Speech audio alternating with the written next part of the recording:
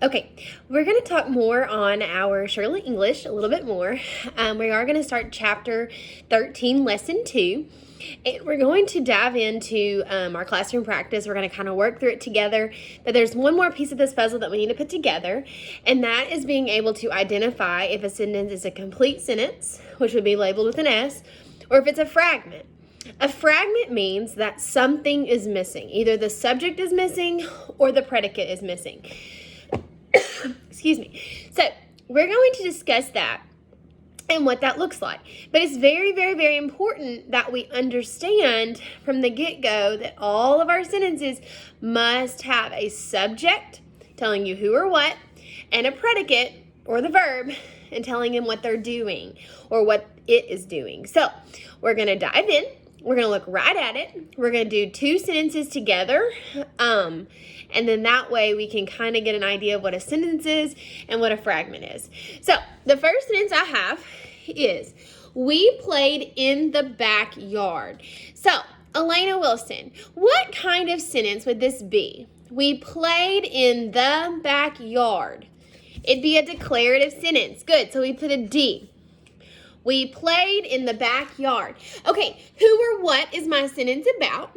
And so I would say we, but we replaces somebody's name, so it would be labeled SP. What did we do? We played. So played would be my verb. That's where we would separate our sentence. And then we have in the backyard. We have a prepositional phrase. So in would be my preposition, the would be an article, and then backyard would be my OP or my object of preposition. Now, based on this, we can tell we have a subject, we, and then we have a predicate, played in the backyard. We have a who or what and what they're doing. So that tells me that this top sentence is a complete sentence. So we would write an S. Played in the backyard. Well, ask yourself, who played in the backyard or what played in the backyard? So we don't have a subject, so that would be a fragment because it's missing something. So that would be an F on your worksheet. My sister. Well, my sister is my subject or my who or what, but what is my sister doing? We don't know in that sentence, so that would be considered a fragment. My sister loves pickles.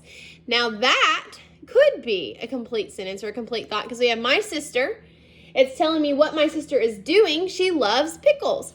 So this would be, if I was going to go label this sentence out, we would have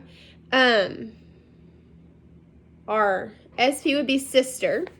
PP would be my, because it's my possession and it replaces my name. Loves would be my verb, and then pickles would just be a noun. My sister loves what? Loves pickles. And then we're able to say that it is a sentence because we have a who or what, my sister, and we have what they are doing. So a sentence has a subject and a predicate. And a fragment, one of those two things is missing. So it's either got a subject but no predicate, or it has a predicate and no subject. So sentences and fragments, kind of where we're headed. We've already talked about our helping verbs, and we have already talked about our interrogative sentences. So we're going to take a look at classroom practice 40. That is what you're going to have do. So we're going to take a look at it. I want to look at number 1 together, and then just talk about it. That way we have good understanding, and then we'll work through this together. So it says, are the puppies fighting over the chew toy? Now, I'm on classroom practice 40. I'm on number 1, okay? It says that the puppies would be my subject noun, so that would be my who or what. So puppies would be labeled SN. Well, ask yourself, what are the puppies doing? Well, the puppies are fighting. So fighting would be my verb. Good. Now, the puppies. So the would be an article adjective.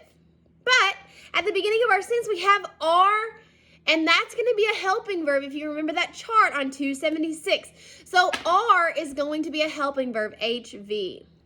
And then over the chew toy, so what word gives me direction? It would be over. So that would be my preposition.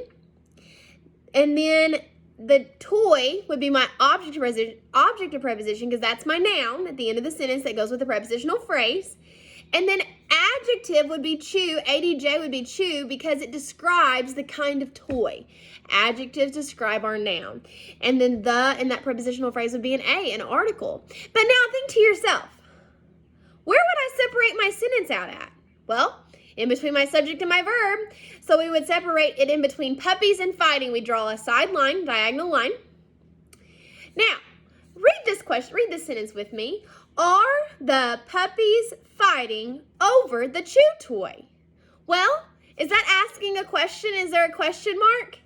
Yes. So what kind of sentence would that be? That would be an interrogative. Say that.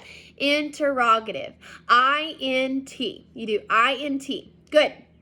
So let's recap our sentence. So SNVP1 would be on our line. R would be HV.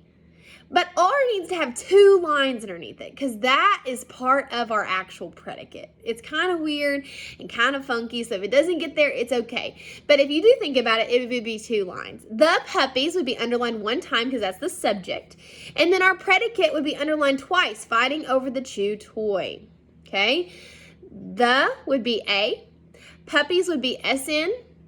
Fighting would be V. Over would be P. The would be A. Chew would be ADJ, toy would be OP, and it's INT, an interrogative sentence. So that's number 1. You're going to go back and do 2 and 3 on your own. All right, let's take a look at exercise 2. We're going to write an S for sentence and F for fragment. Our family went camping last weekend. Say that with me. Our family went camping last weekend. Good. So that tells me that our family is my subject, and we went camping. So that's what Miss Spore is going to be doing over spring break. So I'm kind of excited to get out of the house and camp for just a little bit, but keeping our distance. So that is where we're going to have our family would be my subject. Went camping was my predicate. So ask yourself, is that a complete sentence? I agree. So put an S on line number 1.